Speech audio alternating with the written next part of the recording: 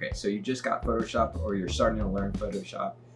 How do you make some awesome photos with Photoshop? So that's what this tutorial is going to be about. I'm going to share 5 tips and ways that I have found to be very helpful when editing in Photoshop. So let's get right into it.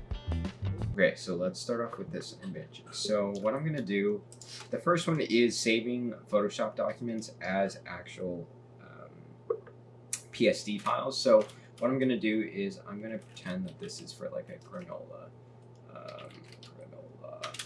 bar, and just so that it looks good, I'm going to make it white and then change the text real quick. And okay, let's use that. Okay, so say we want that, and say we want to edit it later. So I'm going to go press Command S, and so that's going to bring up the Save As menu. You can also go in here and go all the way File, and then Save As, and that'll bring up the same menu. And then you want to actually name the file. So I'd love to do a video on naming files, but we're not going to get into that. So in this video, so I'm going to go granola bar, and then do something like 08 date, and then like the version 1. And then I'm just going to make sure that it's a PSD file, which is a Photoshop file. You also have a PSB file, a PDF file, and a TIFF file. PSB is for layered, like in layered documents. PDF file is just a PDF file, the stuff that you can't edit again. And then TIFF is just going to be a larger uncompressed file. So we're going to leave it as PSD, and then go up there, and we can hit that and press OK. All right, and then let's just say we want to exit out, and we're going to come back the next day. So how you do that is you just go back in here, you go find your pictures, or you go find where you saved it. I saved it in this, and then I just drag and drop, or you can double click as well, and this is on Windows.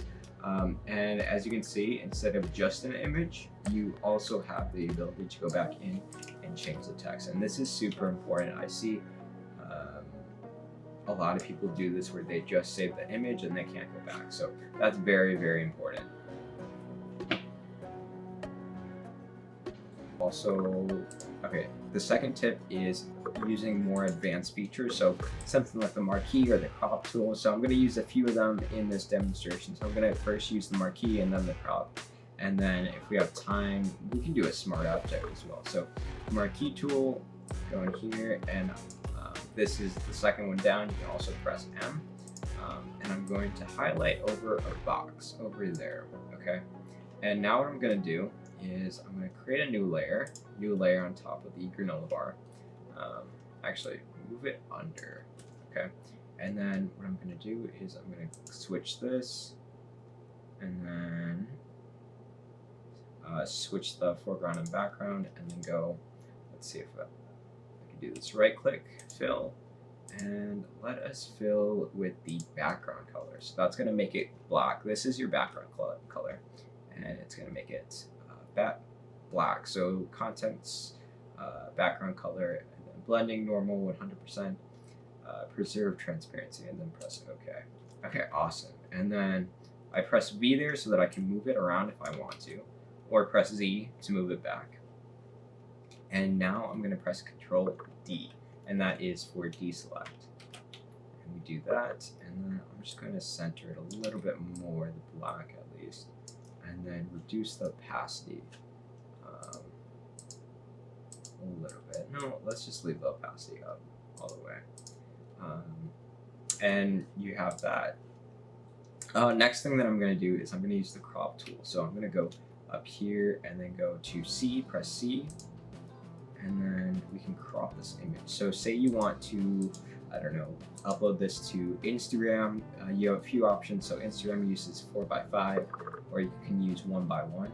Let's just pretend that it's a square and you want to upload a square.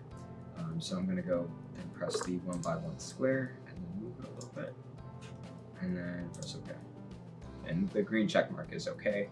And you have the cropped. And so let's go in here and actually change it up a bit. So let's bring in something else. Let's go in here. This one looks pretty innocent. Okay, real quick jump cut. Let's just drag and drop it in there, and then it might open up. So we're just gonna drag it back over here, and so we have this now. And now what we can do is size it up. So I'm gonna press Control T, and this would be more of the advanced features. Go blending mode.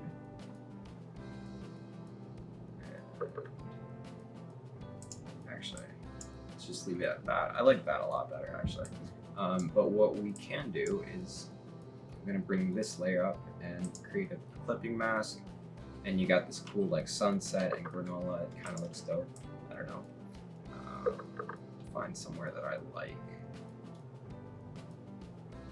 That looks alright. Yeah. Yeah, that looks alright.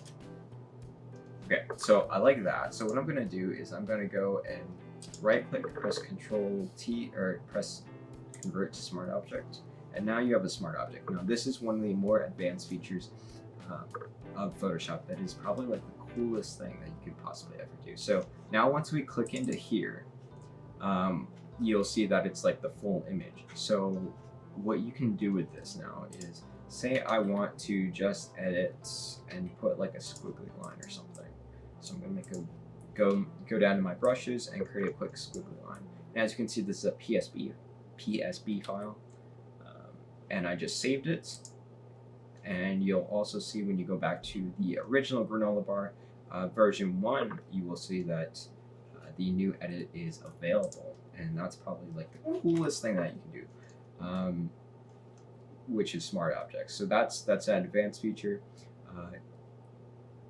If you really want to get good at Photoshop, definitely learn smart objects. So I'm gonna go and press Command S again.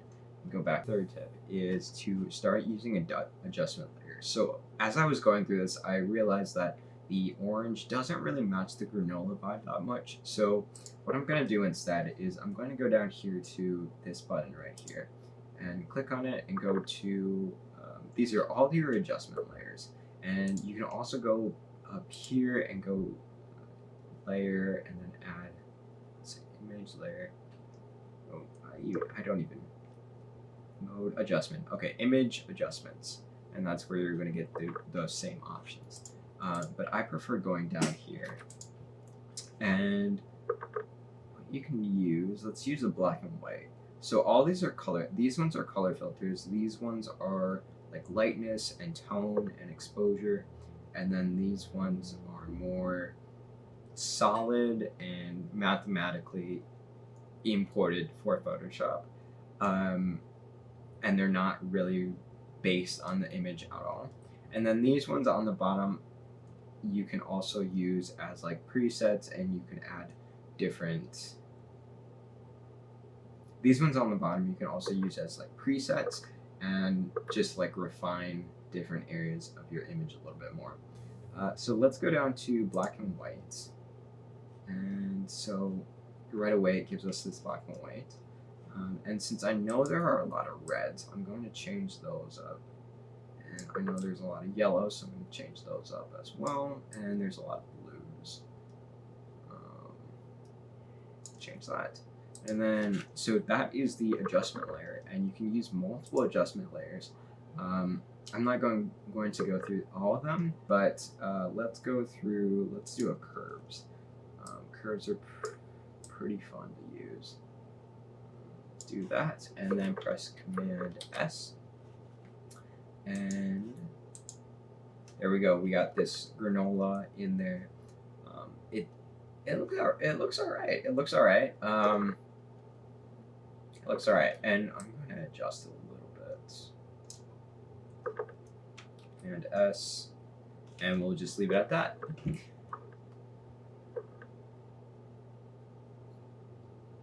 Tip number 4 is masking. So masking kinda is like what we're doing right now, but instead I have a clipping mask. So what I'm going to do is I'm going to unclip this by pressing Alt, and you can press Alt to clip it, unclip it, And what I'm going to do is I'm going to select this thumbnail right here and press Control, and you'll see that it comes up with the marching ants, and press Control and then let go. And then I'm going to go up to layer 0 here and press this button right here. And this will mask it and do that same effect of the masking on it. But the thing with the mask here, what you can also do is, say I want to extend it out, maybe like make a T or something, or make a cross. I can go actually into my brushes, and this isn't going to make a solid T, but I can click the mask and press Command X so that the white is on the foreground, and I'm going to, you can just go like this and edit on there, and you'll see the layer below it. And that is pretty cool. But what I'm actually going to do to make that cross that I said I was going to do is I'm going to go Marquee and click somewhere over here. There's definitely a better way to do this, making a cross. Actually, I know the exact way to do it. Press Alt, Command T, rotate it, Command T, Shift, rotate on the edges there, and then Command C, that same thing that we did earlier to get the marching ants, and then Command backspace, and that does the Command backspace, does the foreground, and that's kind of how you get the cross in there. And yeah, so that is tip number 4, using masks to hide the image and show the image. There's definitely more to masking. There's a lot to masking, but that's kind of the start. And the final one is straightening out photos. So let's go back to this one. And so I believe this is pretty straight. We're gonna drag down a ruler here, and I just drag from the top there. It looks okay, I guess. It looks okay. I'm gonna do another one there just so that I can understand how to straighten things out.